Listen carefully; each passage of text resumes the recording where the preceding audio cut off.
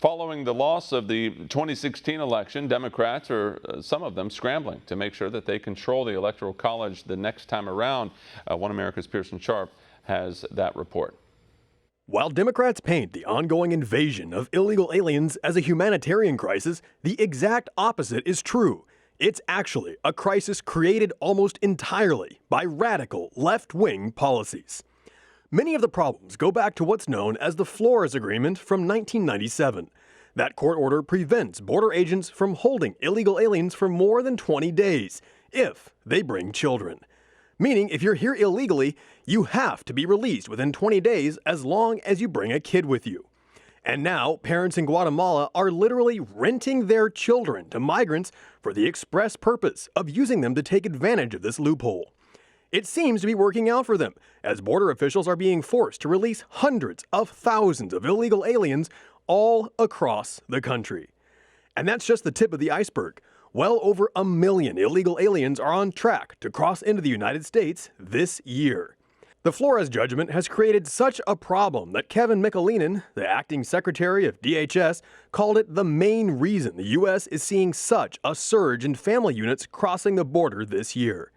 Despite giving illegal aliens a huge incentive to sneak into America, in 2015, President Obama decided to renew and extend the Flores decision.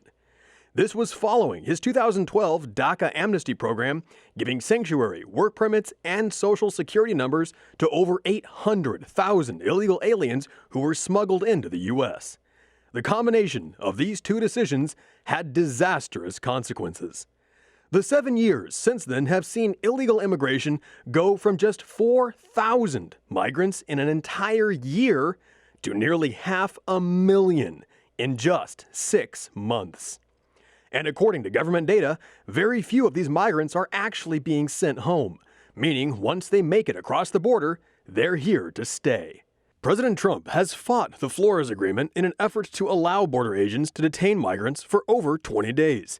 Yet Obama-era judges and officials are fighting back, and current regulations under the Flores Agreement are slowing down Trump's efforts to repeal the legislation.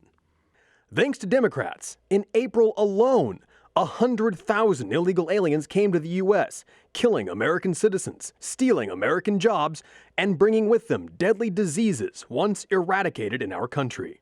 Those diseases include the measles, mumps, flesh-eating bacteria, typhus, cankerous sores, sexually transmitted diseases, tuberculosis, chickenpox, HIV, AIDS, and potentially even Ebola and the bubonic plague.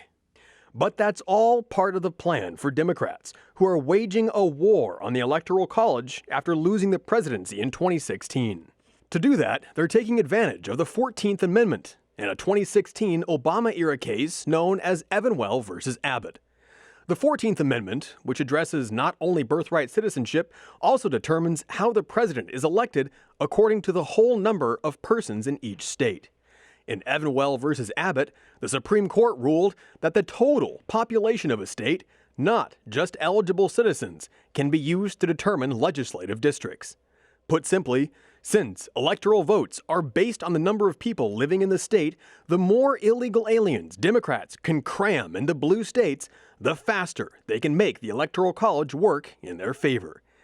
As a result, the invasion at the southern border has nothing to do with a humanitarian crisis, as Obama called it, and everything to do with ensuring Democrats never lose another election. Pearson Sharp, One America News. Want to see more videos like this? Click on the link below and subscribe to One America News on YouTube, and call your cable provider and kindly demand that One America News is added to your lineup. Call and subscribe today.